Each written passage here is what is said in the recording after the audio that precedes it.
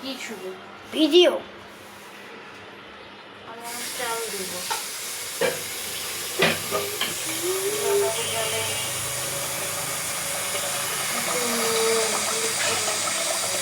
আমার দেখতে মনে হয় দিয়ে দেবো।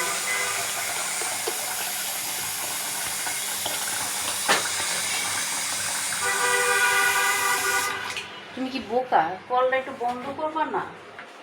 আমাকে তো আমি কি জানি ভাত ভাত রান্না করা সম্পর্কে।